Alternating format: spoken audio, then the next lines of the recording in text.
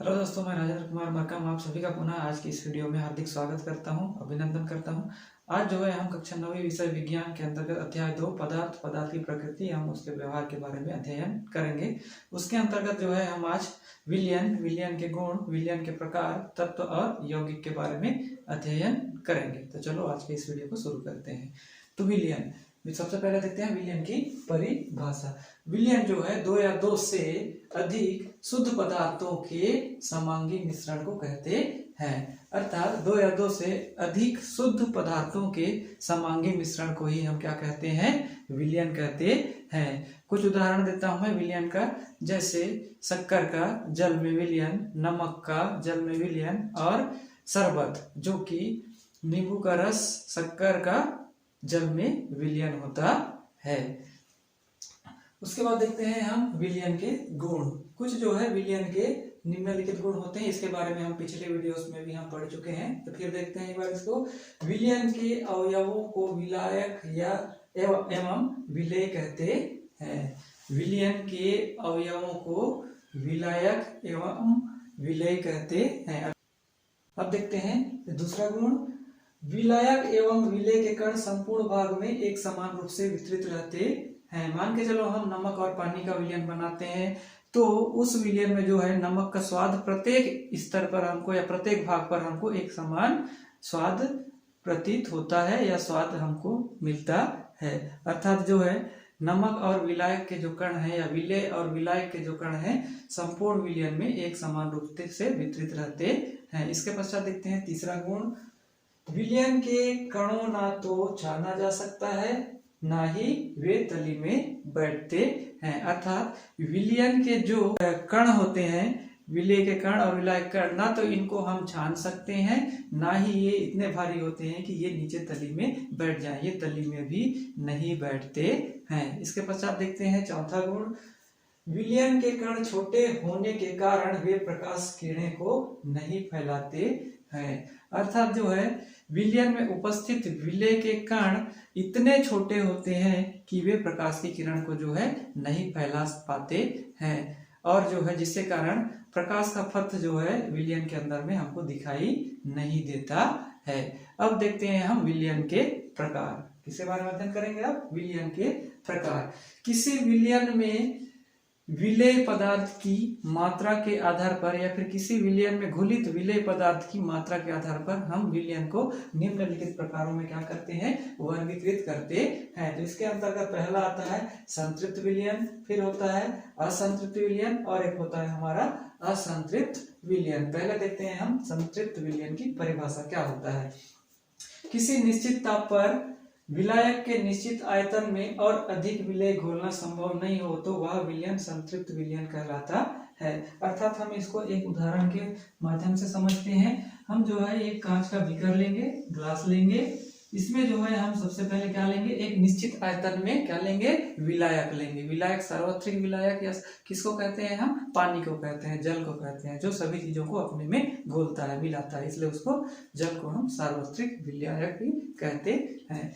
मान चलो हम एक निश्चित आयतन में, निश्चित मात्रा में, पानी को किस में मापते हैं? लीटर, मिलीलीटर में। इसी को मापने की जो पद्धति है इसे क्या बोलते हैं? हम आयतन कहते हैं। क्या कहते हैं? आयतन। अर्थात हम यहाँ निश्चित आयतन में पानी लेंगे, कितना?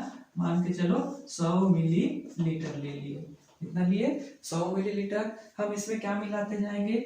नमक या हम शक्कर। क्या मिला रहे हैं हम इसमें? नमक मिला रहे हैं। यहाँ 100 मिलीलीटर क्या लिए हैं? हम पानी लिए हैं।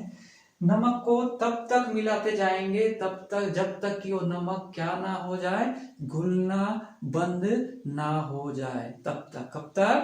जब तक नमक घुलना बंद ना हो जाए। कितने आयतन पानी में? 100 मिलीलीटर पानी में। अर्थात किसी विलायक के निश्चित आयतन में क्या है, जो हम विलेय तब तक मिलाते जाते हैं तब तक वो घुलना बंद नहीं हो जाता है। हम इसमें बहुत सारे मिला दिए। मान के चलो हम यहाँ कितना मिला दिए? हम मान के चलो उदाहरण तौर पर लिया हूं 10 ग्राम हम इसमें नमक मिला दिए। उसके बाद नमक जो है इस पानी में या इस विलयन में जो है घुलना बंद हो जाता है। इसके पश्चात जो है हम इस बीकर को, विलयन से भरे हुए बीकर को हम क्या करते हैं? गर्म करते हैं। क्या करते हैं? आपकी सहायता से गर्म करते हैं। गर्म करने के बाद एक गर्म करने के बाद जब हम पुनः इसमें नमक मिलाना चालू कर देते हैं तो नमक पुनः घुलना प्रारंभ हो जाता है, फिर से घुलना प्रारंभ हो जाता है।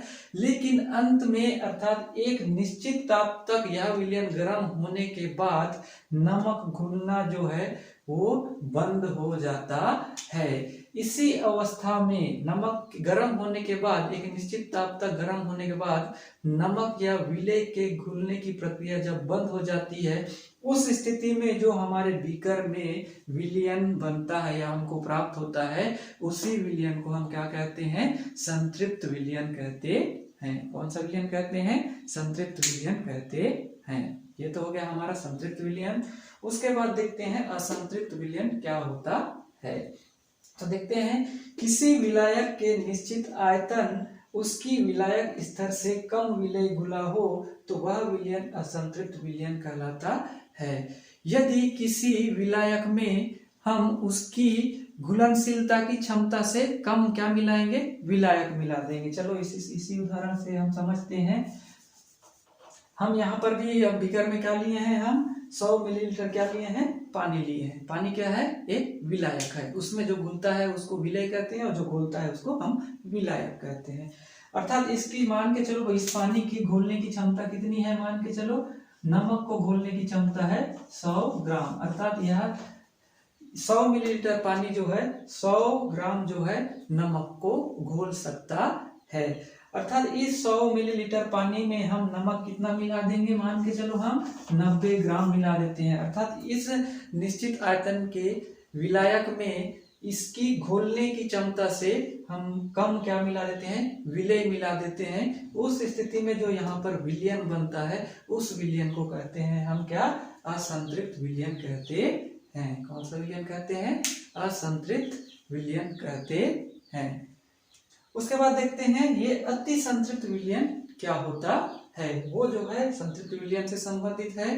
देखते हैं इसकी परिभाषा। यदि हम संतृप्त विलयन को ठंडा करते हैं और उसमें घुलित अतिरिक्त विलय घुलित अवस्था में ही रहता है तो इस प्रकार के विलयन को हम अति संतृप्त विलयन कहते हैं। क्योंकि हम अति संतृप्त विलयन जो है गर्म कर संतृप्त विलयन जो संतृप्त विलयन जो है हम उसको गर्म करके एक निश्चित और अतिरिक्त नमक मिलाकर बनाए थे। उस प्रकार से यहाँ पर हमको कौन सा विलयन प्राप्त हुआ था? संतृप्त विलयन प्राप्त हुआ था। अब क्या करेंगे? हम इस संतृप्त विलयन को क्या करते हैं? ठंडा करते हैं। क्या करते हैं? ठंडा करते हैं। इस संतृप्त विलयन को ठंडा करने के बाद जो इसमें अतिरिक्त नमक हम मिला लिए होते हैं, इसके पहले का उदाहरण को ध्यान से देखेंगे तो इसके अतिरिक्त इधर जो नमक हमने मिलाया था, अतिरिक्त 10 ग्राम के अतिरिक्त जो नमक मिलाया था वो इस संतृप्त विलयन में घुलित अवस्था में ही रहता है। अर्थात घुला हुआ ही रहता है, द्रव अवस्था में ही रहता है। तो ऐसे स्थिति में जो विलयन बनता है उसको हम कौन सा विलयन कहते हैं? अति संतृप्त विलयन कहते हैं। लेकिन एक विशेष परिस्थिति आने पर अर्थात अनुकूल वातावरण मिलने पर यह अति संतृप्त विलयन जो होता है उसमें घुला हुआ अतिरिक्त नमक या शक्कर जो होता है वो उसका क्रिस्टल बनता है, उसके छोटे छोटे कण प्राप्त होते हैं अर्थात रवे प्राप्त होते हैं। इसका अति संतृप्त विलयन का हम उदाहरण स्पेशली देख सकते हैं हम किसका? चाशनी का। किसका? चाशनी का देख सकते हैं। चाशनी जो होता है किसका किसका होता है? शक्कर धन किसका? जल का अति संतृप्त विलयन होता है। किसका किसका? चाशनी जो होता है शक्कर धन किसका? जल का अति संतृप्त विलयन होता है। जब चाशनी को हम तब तक शक्कर डालते रहते हैं जल में जब तक शक्कर घुलना बंद नहीं हो जाता है। उसके बाद हम उसको गर्म करते हैं तो और भी उसमें शक्कर को घोल सकता है। पानी घुलने के बाद एक स्थिति ऐसे आता है कि उस समय जो है शक्कर घुलना बंद हो जाता है। अर्थात कौन सा विलयन बन जाता है? संतृप्त विलयन बन जाता है। अब इस संतृप्त विलयन को हम क्या करेंगे? ठंडा करते हैं। ठंडा करने के तुरंत बाद जो है जो अतिरिक्त शक्कर डाले रहते हैं गर्म करने के बाद वो भी क्या है? उसके रवे प्राप्त नहीं होते हैं, वो घुलित अवस्था में रहता है। उसी विलयन को हम क्या कहते हैं? अति संतृप्त विलयन कहते हैं। लेकिन यह अति संतृप्त विलयन को हम एक अनुकूलित वातावरण में डाल देते हैं तो कुछ समय पश्चात जो है उसके रवे या कण प्राप्त होते हैं। तो ये हो गया हमारा विलयन और विलयन के प्रकार और विलयन के गुण। इसी से संबंधित जो है एक हम क्रियाकलाप करके देखते हैं। इसमें जो है हम 2 बीकर लेते हैं। कितना बीकर लेंगे?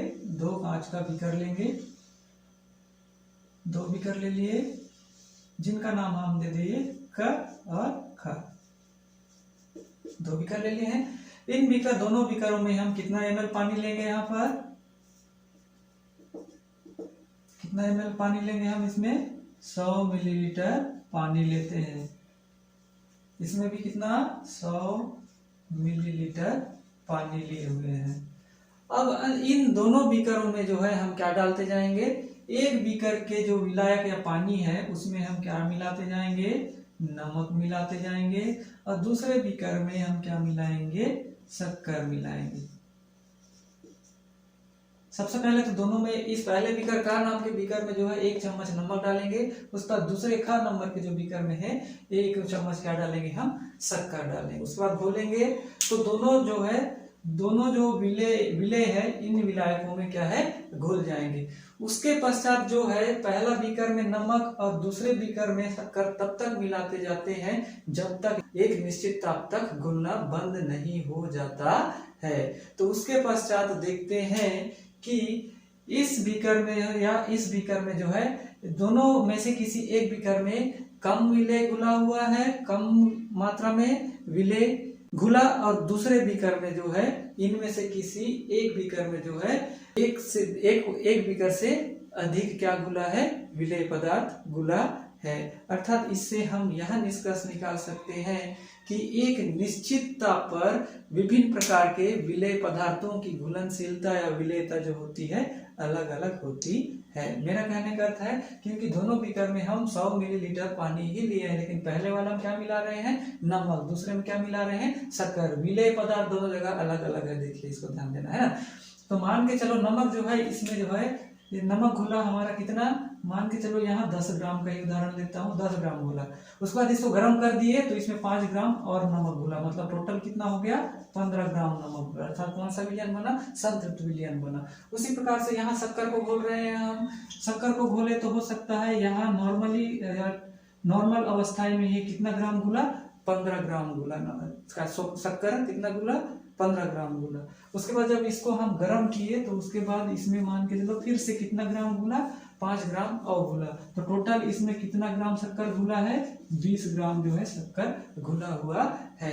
अर्थात हम जब दोनों बीकरों की विलेयता या दोनों पदार्थ में विलेय पदार्थों की तुलना करते हैं तो पहले बीकर में सिर्फ कितना? एक निश्चित ताप पर 15 ग्राम नमक ही घुला है, जबकि दूसरे बीकर में कितना ग्राम शक्कर घुला है? 20 ग्राम शक्कर घुला हुआ है। अर्थात एक निश्चित ताप पर अलग अलग प्रकार के विलेय पदार्थों की घुलने की जो क्षमता है वो अलग अलग होती है। इसी के आधार पर जो है हम विलयन को 2 प्रकारों में बांट सकते हैं, एक तनु विलयन और एक होता है सांद्र विलयन। ये तनु विलयन और सांद्र विलयन होते क्या है? इसके लिए भी हम एक क्रियाकलाप करते हैं। इसके अंतर्गत भी हम 2 बीकर लेते हैं, इनका भी नाम सेम का, और इसको भी हम नाम देंगे खा। 2 बीकर ले लिए। अब यहाँ पर हम ले लिए दोनों बीकर में पानी लिए, कितना कितना ml ले लिए हैं? 100 मिलीलीटर। इसमें भी पानी कितना लेंगे? 100 मिलीलीटर। ml मतलब होता है मिलीलीटर। 100 मिलीलीटर पानी दोनों बीकर में लिए हैं। उसके बाद जो है पहले बीकर में जो है हम कितना? 1 चम्मच क्या मिला देंगे? नमक मिलाते हैं। उसी के बाद जो है हम दूसरे बीकर में भी हम कितना चम्मच? 2 चम्मच क्या मिला देते हैं? नमक मिला देते हैं। दोनों बीकर में नमक मिला रहे हैं, लेकिन पहले बीकर में 1 चम्मच, दूसरे बीकर में 2 चम्मच। अर्थात हम इसको जब खोलते हैं तो जो है इस पहले वाले बीकर में जो विलेय पदार्थ की, विलेय मतलब घुलने वाला की सांद्रता या की मात्रा कितनी है? सिर्फ 1 चम्मच है, जबकि दूसरे बीकर में विलेय पदार्थ की मात्रा कितना है? 2 चम्मच है। अर्थात दूसरे बीकर में विलेय पदार्थ अर्थात नमक की मात्रा पहले बीकर की तुलना में अधिक है, इसलिए जो है दूसरे बीकर का जो विलयन बनेगा ये कौन सा विलयन कहलाएगा? सांद्र विलयन कहलाएगा। कौन सा विलयन कहलाएगा? सांद्र विलयन कहलाएगा। जबकि का नाम के जो बीकर है इसमें सिर्फ एक ही चम्मच अर्थात दूसरे बीकर की तुलना में कम विलेय पदार्थ अर्थात नमक घुला हुआ है। इस विलयन को हम क्या कहेंगे? तनु विलयन कहते हैं। कौन सा विलयन कहेंगे? तनु विलयन। तनु एवं सांद्र जो है एक तुलनात्मक शब्द है। मान के चलिए कि उदाहरण के तौर पर हमें कोई विलयन दिया गया। विलयन अर्थात आप समझ गए होंगे जो विलायक और विलेय का समांगी मिश्रण होता है। अर्थात हमको यह पूछा जाए कि यह विलयन की सांद्रता क्या होगी, तो इसके लिए हमको एक सूत्र याद रखना होगा जो है विलयन की सांद्रता बराबर विलेय का द्रव्यमान बटे विलयन का द्रव्यमान गुणित 100। ये है हमारा किसी विलयन की सांद्रता ज्ञात करने का सूत्र।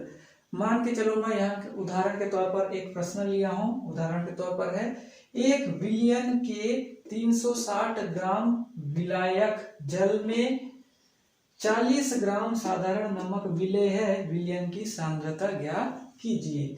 एक विलयन के 360 ग्राम विलायक कौन है? यहाँ पर जल है, जिसमें 40 ग्राम साधारण नमक जो कि क्या है? विलेय है, घुला हुआ है। तो इस विलयन की जो है सांद्रता कितनी होगी, उसका सूत्र मैं ऊपर में ही लिख दिया हूं। इसके लिए मतलब ये ज्ञात करने के लिए आपको इस सूत्र को याद करना होगा। तो देखते हैं, हल करके देखते हैं। सबसे पहले देखते हैं हल। सबसे पहले देखते हैं विलायक। विलायक कौन है? यहाँ पर जल है का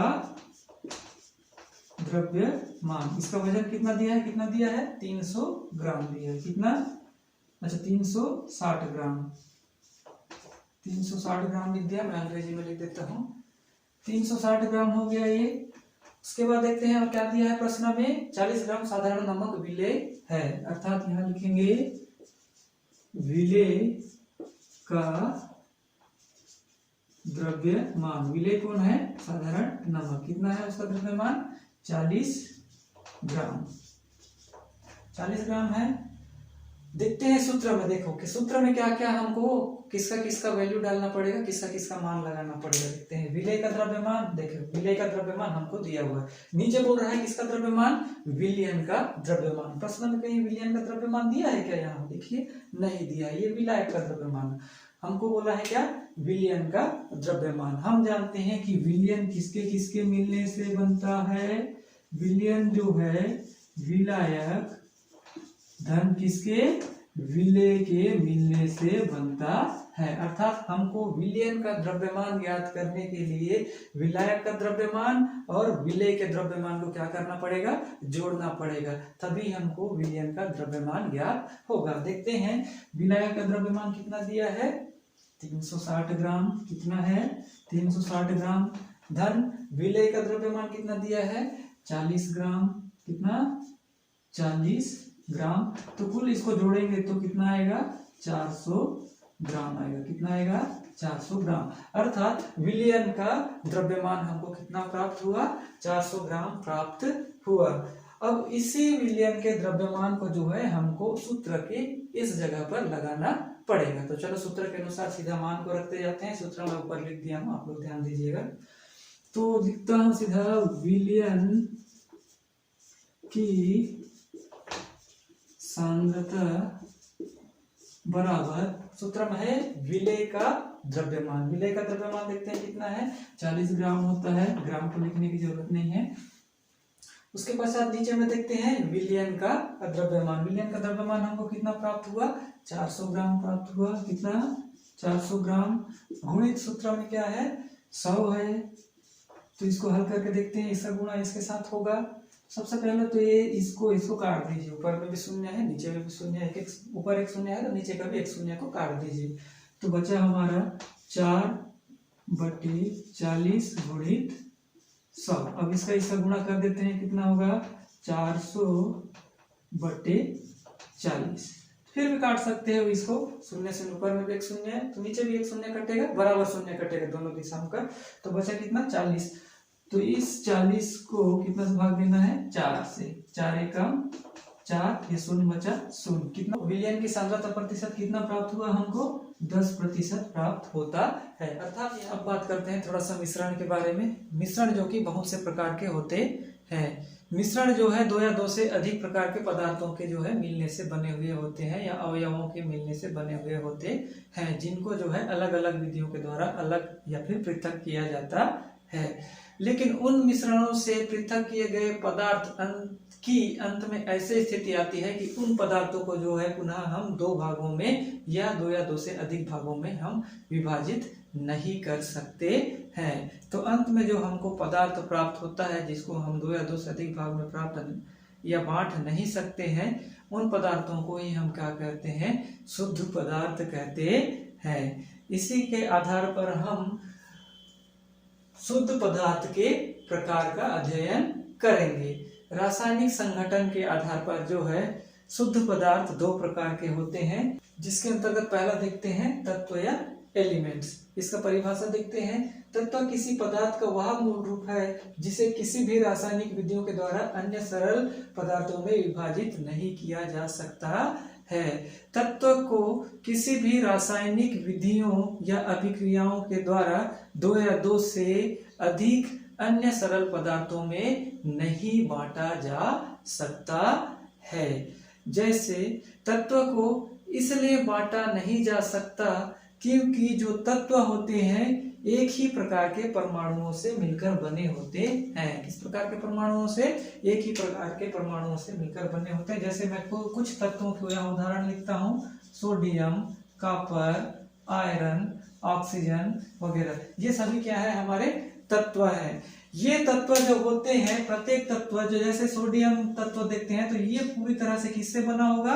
सोडियम के ही परमाणुओं से मिलकर बना होगा। इसलिए इसको विभाजित भी करेंगे, 2 भाग में हम बांट भी देंगे सोडियम तत्व को, तो भी हमको क्या कौन सा परमाणु प्राप्त होगा? सोडियम परमाणु ही प्राप्त होगा। अर्थात हम इसको विभाजित नहीं कर सकते हैं। उसी प्रकार से कॉपर तत्व को देखें तो ये भी कॉपर परमाणुओं से ही मिलकर बना होता है। यदि हम आयरन तत्व को देखते हैं तो ये भी आयरन के ही परमाणुओं से मिलकर बना होता है, किसी अन्य परमाणुओं से बना हुआ नहीं होता है। इसलिए इसको भी अन्य सरल पदार्थ में विभाजित नहीं कर सकते हैं। उसी प्रकार से ऑक्सीजन का भी। जितने भी ज्ञात अभी वर्तमान में जो है 118 तत्वों को ज्ञात किया जा चुका है अभी तक, जिनमें से जो है 94 जो तत्व है वो प्राकृतिक रूप से पाए गए और जो बाकी तत्व हैं उनको मनुष्यों के द्वारा बनाया गया। उनमें से 2 तत्व हैं हमारे, कौन से? पारा और क्या है? तथा ब्रोमीन। कौन से? पारा तथा ब्रोमीन जो होता है सामान्य ताप पर जो है द्रव अवस्था में पाए जाते हैं, पानी के जैसे द्रव अवस्था में पाए जाते हैं। पारा जो होता है धातु है, ऐसा पहला धातु है जो द्रव अवस्था में पाया जाता है, वह कौन है? पारा।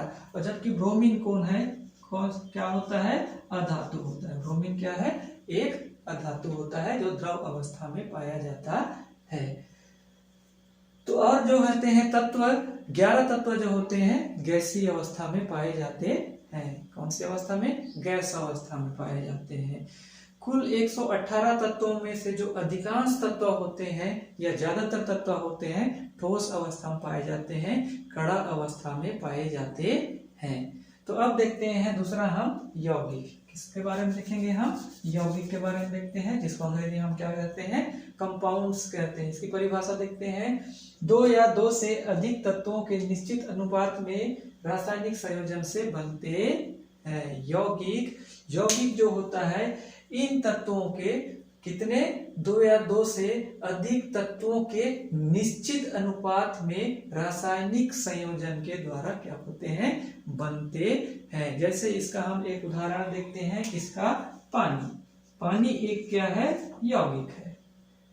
क्योंकि हम पढ़ रहे हैं कि परिभाषा के अनुसार यौगिक जो होता है 2 या 2 से अधिक तत्वों के निश्चित अनुपात में रासायनिक संयोजन के द्वारा बनते हैं। तो देखते हैं H2O जो है ये 2 तत्वों के मिलने से बना होगा और दोनों तत्वों का एक निश्चित अनुपात होगा पानी के सूत्र में, अर्थात पानी एक क्या है? यौगिक है। तो देखते हैं यहाँ जो है 2 प्रकार के तत्व हैं, एक हाइड्रोजन है और एक क्या है? ऑक्सीजन है। अर्थात इन दो तत्वों के निश्चित अनुपात में के मिलने से क्या बनता है, पानी बनता है। पानी यौगिक है, ठीक है ना। अर्थात इसमें जो है हाइड्रोजन के जो होते हैं 2 अनुपात है, अर्थात हाइड्रोजन के 2 परमाणु और ऑक्सीजन का 1 परमाणु, अर्थात इसका 1 अनुपात में। अर्थात जो है ये 2 अनुपात 1 के अनुपात में जो है ये तत्व आपस में रासायनिक संयोजन के द्वारा मिलकर किसका निर्माण करते हैं, पानी के एक अणु का निर्माण करते हैं। अर्थात पानी एक क्या है, यौगिक है, उसका निर्माण करते हैं। जिस प्रकार से जो है 2 या 2 से अधिक कोशिकाएं मिलकर उत्तक बनाती हैं, 2 या 2 से अधिक उत्तक मिलकर जो है अंग का निर्माण करते हैं, उसी प्रकार से 2 या 2 से अधिक अंग मिलकर अंगतंत्र का निर्माण करते हैं, और 2 या 2 से अधिक अंगतंत्र मिलकर हमारे संपूर्ण शरीर की क्या करते हैं, रचना करते हैं, निर्माण करते हैं। उसी प्रकार से जो है परमाणु 2 या 2 से अधिक परमाणु मिलकर किसका निर्माण करते हैं, अणु का निर्माण करते हैं। 2 या 2 से अधिक अणु मिलकर किसका निर्माण करते हैं, तत्वों का निर्माण करते हैं। 2 या 2 से अधिक तत्व मिलकर किसका निर्माण करते हैं, यौगिक का निर्माण करते हैं। अर्थात यहाँ पर हाइड्रोजन ऑक्सीजन 2 तत्व हैं जो रासायनिक संयोजन के अंतर्गत एक निश्चित अनुपात में अर्थात 2:1 के अनुपात में मिलकर किसका निर्माण करते हैं, पानी का निर्माण करते हैं। अर्थात पानी क्या है, एक यौगिक है। तो देखते हैं पानी का जो अनुपात होता है 2:1 के अनुपात में, अर्थात हाइड्रोजन का अनुपात 2 और ऑक्सीजन का अनुपात कितना होता है, 1 के अनुपात में रासायनिक संयोजन के द्वारा मिलने से बनता है। इस प्रकार से जो है इनके रासायनिक संयोजन से जो पानी का अणु बनता है और जो उत्पाद बनता है अर्थात जो यौगिक का गुण होता है वो रासायनिक संयोजन में भाग लेने वाले अवयवों के गुणों से यौगिक का गुण जो होता है विपरीत होता है, अलग होता है। इसका गुण, किसका गुण, इस यौगिक का, इस उत्पाद का। किनसे, ये रासायनिक संयोजन में भाग लेने वाले अवयवों या अभिकारकों से। देखते हैं हाइड्रोजन का गुण क्या होता है। हाइड्रोजन क्या होता है, ज्वलनशील होता है। क्या होता है, ज्वलनशील। ये खुद जलता है इसलिए इसको क्या कहते हैं, ज्वलनशील होता है। कौन, हाइड्रोजन गैस। ऑक्सीजन क्या होता है, ये जलने में सहायक करता है। किसमें, जलने में सहायक। ये स्वयं जलता नहीं है ऑक्सीजन, लेकिन ये जलने में सहायता करता है, किसी वस्तु को या किसी पदार्थ को जलने में सहायता करता है। जब इन गुणों वाले 2 तत्वों के रासायनिक संयोजन से क्या बनता है, पानी।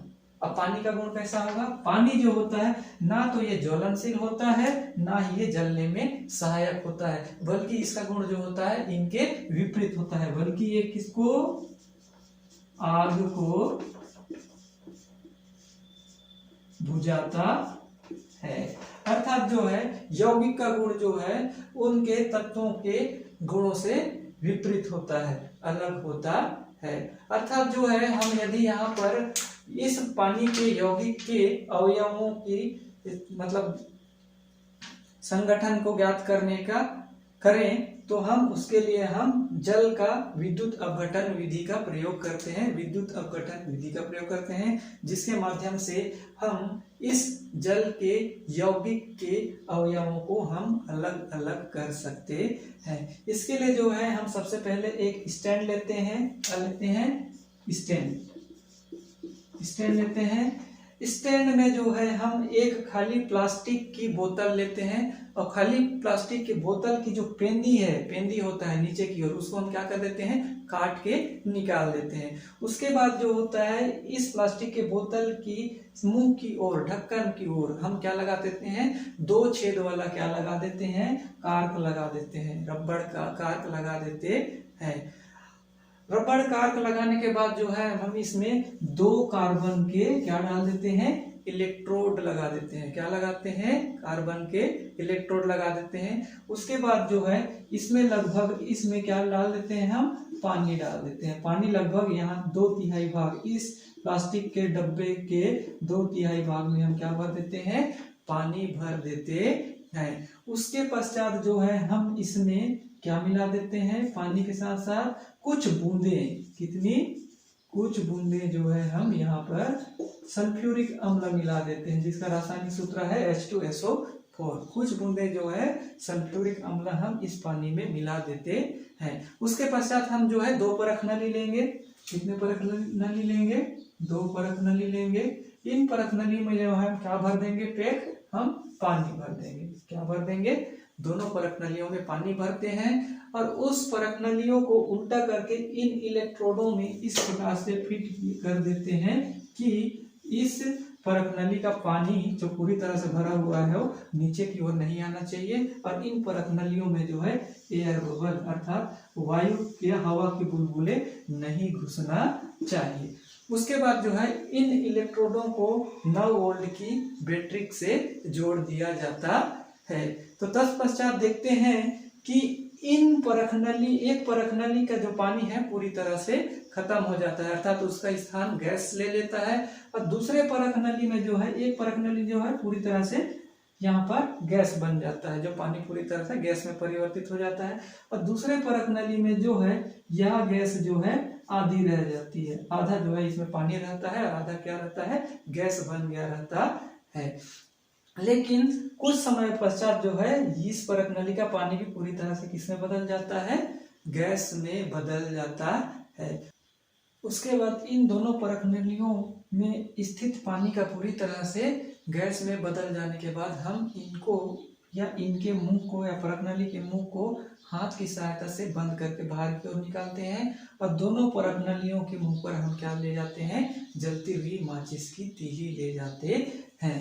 यदि पहला वाले परख नली के मुंह पर जब हम माचिस की तीली ले जाते हैं और वह जो है तेजी से पीली लौ के साथ अगर यह जल रहा है तो हमको पता चल जाता है कि यहाँ पर कौन सी गैस उपस्थित है? ऑक्सीजन गैस उपस्थित है। और जब हम जलती हुई माचिस की तीली को दूसरे परख नली के मुंह पर ले जाते हैं तो यदि यह कौन सी लौ के साथ? नीली लौ के साथ और फप की आवाज के साथ जलती है तो हमें यह पता चलता है कि इस परख नली में कौन सा गैस बना है? हाइड्रोजन गैस बना हुआ है। अर्थात जो है पानी जो कि एक यौगिक है जो दो तत्वों के रासायनिक संयोजन के द्वारा बनता है, वह कौन कौन से तत्व हैं? ऑक्सीजन और हाइड्रोजन। जो कि हाइड्रोजन यहाँ पर 2 में रहता है, 2 अनुपात में रहता है और ऑक्सीजन 1 अनुपात में रहता है। अर्थात यहाँ पर 2:1 के अनुपात में जो है इन तत्वों के रासायनिक संयोजन से कौन बनता है? पानी का निर्माण होता है। तो आज की वीडियो को यहीं समाप्त करते हैं। धन्यवाद। जय हिंद, जय भारत।